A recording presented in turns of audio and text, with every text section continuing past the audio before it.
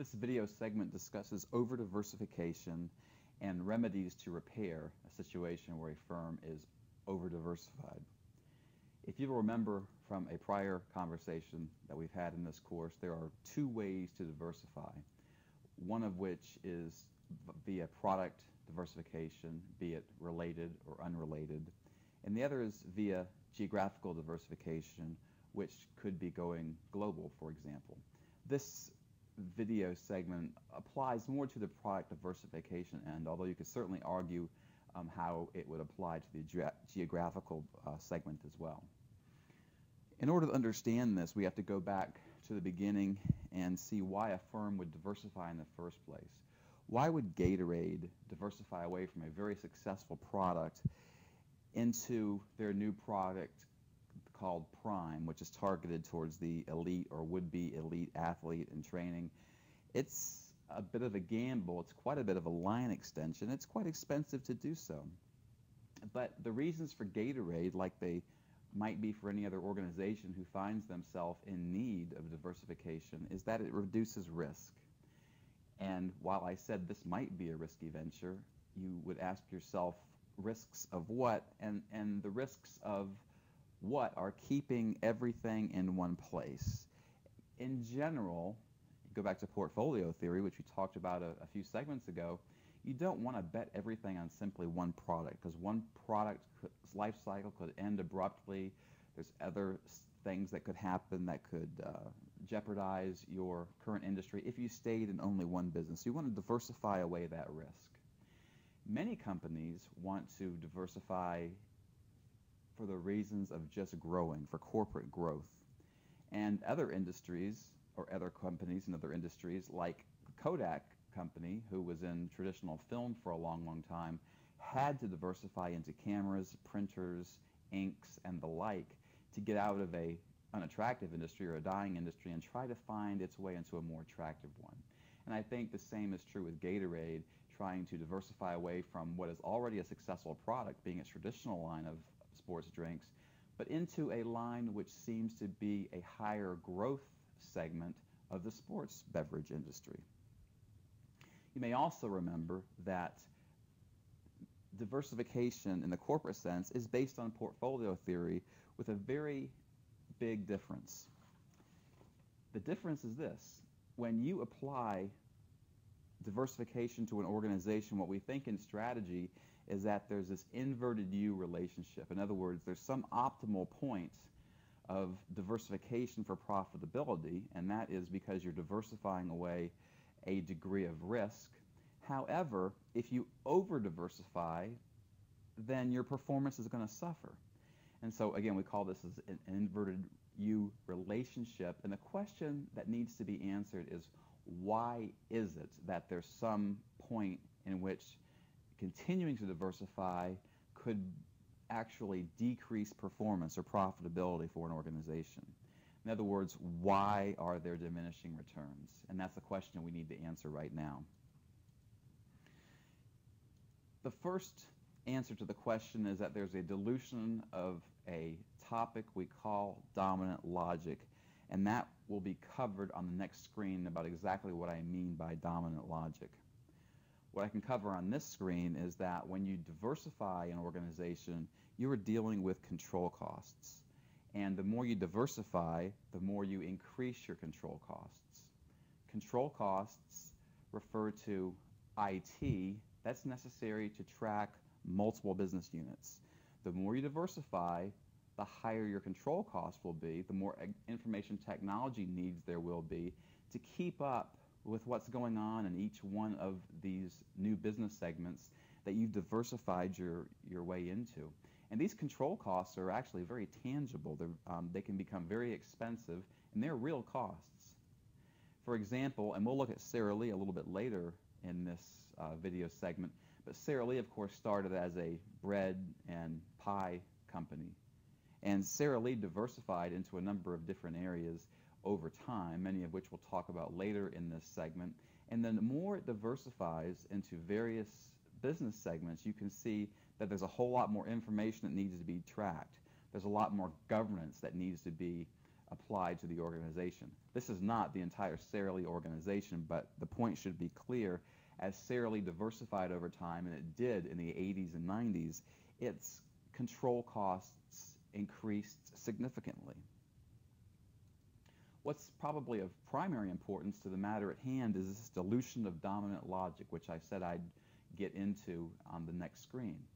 Dominant logic is a situation where when you diversify, the management team is able to see common threads among business units. Some of these common threads might include that of similar marketing schemes, and of course there'll be a similar marketing scheme with the Gatorade line. You can see the Gatorade symbol on the Prime series of high-end energy drinks or high-end sports energy drinks at the top of the screen.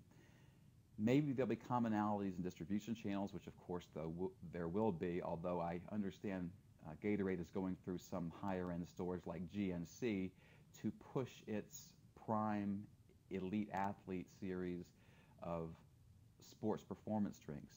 They certainly can share the same manufacturing facilities, but in general, they're looking for products that can work together to enhance a company's portfolio. And now it could be said that Gatorade not only is in the sports drink market, they're also in the sports drink market for elite athletes or people who perceive themselves to be elite athletes or want to be elite athletes, higher end training. And they certainly round out a portfolio in so much as that they add another line to this sports beverage business that Gatorade is in. Now, the problem with this is functional dominant logic. It's not really exactly the value chain as we talked about before, although it sounds a lot like it. They're able to share some of these activities, but it's really more of a mental thing where they're able to see commonalities or common threads. The management team is to make it work. They know what they're doing because they've been there before in a different type of business, but by a slight twist or diversification, they're able to make the whole product line work synergistically. The problem with diversification is that if you diversify too far away from your core product, you might dilute this dominant logic, and all of a sudden you are theoretically in, and I put quotations, or you should put quotations on this word, too many product lines. Now, how do we know what too many product lines are? Well, we really don't. But again, there's some theoretical point beyond which a company would diversify, and then they're in, quote, too many business lines, and the management team would have a very hard time seeing commonalities, and the big picture becomes blurry. It starts to become unclear exactly what business we are really in, and it can become confusing. To further take a look at diversification or over-diversification, let's consider Sara Lee. And this is a current mission statement off of their current annual report. And Sara Lee is in the bakery business, retail business for foodstuffs in the United States or in North America. Furthermore, they're in more international areas such as international beverages, specifically coffees and teas. They also offer bakeries overseas. And they have a household and body care unit that's very profitable. That too is overseas. This is their business mission. This is what they're into. This is what they want to be. This is what they wanted to be since, perhaps the 1990s or maybe even the 1980s. And we'll see what Sara Lee has done. Sara Lee's diversification history and profitability history in the 1990s. I use a little bit of conjecture here, but for the most part, this is pretty accurate as I articulate. As Sara Lee started out, they just started out in the foods or bakeries business, and they're in pies and breads and went to cakes and hamburgers and sausages, etc.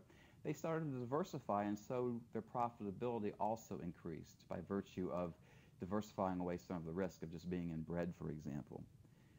Sara Lee later diversified into coffees and teas. Primarily coffees and teas outside the United States. It's kind of an international set of businesses.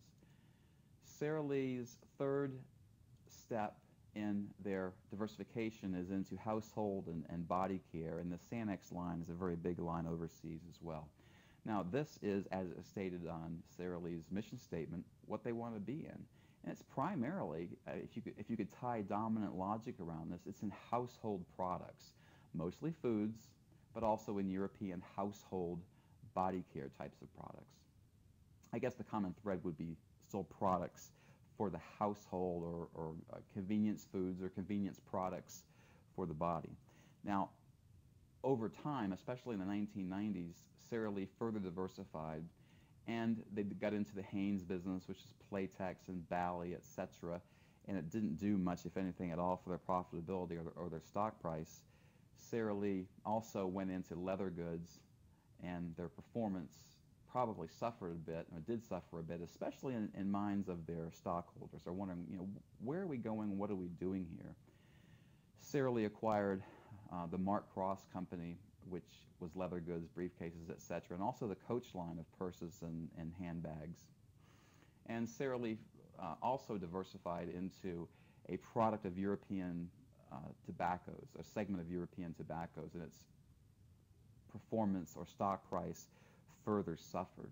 As you can see, they've kind of underwent now kind of an unrelated bit of diversification, but a degree of diversification far away from its core purpose of just being in foods, teas, and then into personal care.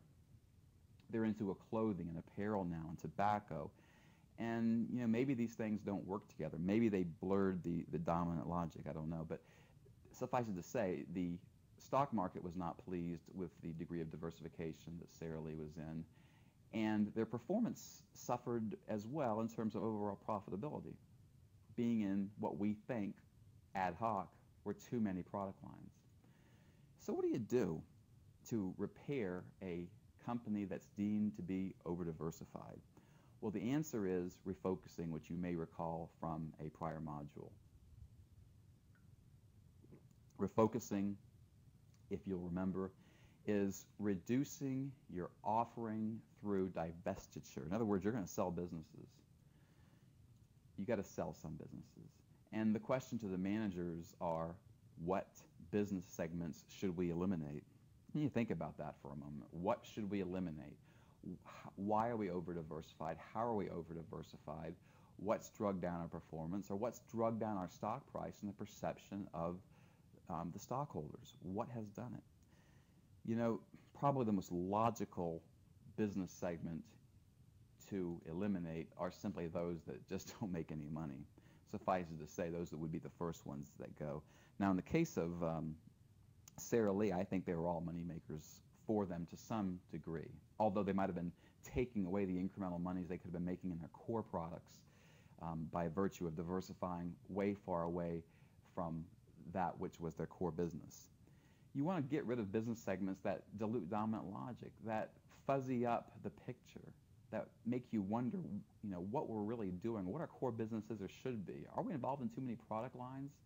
Maybe too much attention is put on other product lines that aren't essential to the core business, and those core businesses suffer because of them. You want to eliminate business segments that just don't fit in with that which you currently intend to sell, via mission statement, via dominant logic, via value chain. You can define fit in a number of ways. An overall mantra in strategic management, and this is not always true, is to stick with what you know best, and that is your core business. And if you diversify too far away from your core business, oftentimes it can lead to a decrease in performance. So what did Sara Lee do? And they were very successful about taking care of this. We're going back to where we were now on the performance history and diversification history of Sara Lee. In 1998, Sara Lee took this European tobacco division and sold them. Got rid of tobacco, thereby increasing their performance in terms of profitability, increasing their stock price, not because the product line was necessarily unsuccessful, because it diluted their attention away from their more important matters at hand. In the year 2000, Sara Lee had to look at some other business lines, and Mark Cross was just closed. They couldn't sell it, they just closed it. And it was a somewhat successful product line, but not nearly as successful as Coach. And Coach they actually sold, and Coach is an ongoing concern and is very profitable and successful, as you well know. But again, it was deemed to be over-diversification for Sara Lee, so that too went. The leather goods went. And when the leather goods went, performance decrease also went. That part of the performance decrease line went as well. And then even bringing this a little bit closer to date, in 2006, I guess that the other product that Hanes might, or excuse me, Hanes, which is a product line that Sara Lee might not know that well, or tried to get to know well and didn't, was Hanes. And the Hanes product, they divested, they sold. They got out of the underwear business or the intimate apparel business. And in doing so, their diminishing returns also went away. And so now they have retracted back to a point where there is a positive relationship between diversification and profitability. Sara Lee continues to spin new lines in foods, teas, coffees, and body care, but they don't want to move away from that. And that's where they are in 2010 as of this recording. I want to let you know that I've told only part of the story. There's a lot more that went on in Sara Lee's divestiture and diversification in the 1980s and 1990s. But the segments that I used here to keep it somewhat simple are very representative of exactly what happened. The performance, as you can see from this screen, has been restored. Much of the stock market price also increased back to a level that Sara Lee was comfortable with because the market reacted very, very favorably to that which Sara Lee did, and that was refocusing or spinning away business units that the market deemed it to make it over-diversified. Focus on the core business is what this is all about, and Sara Lee has returned to this.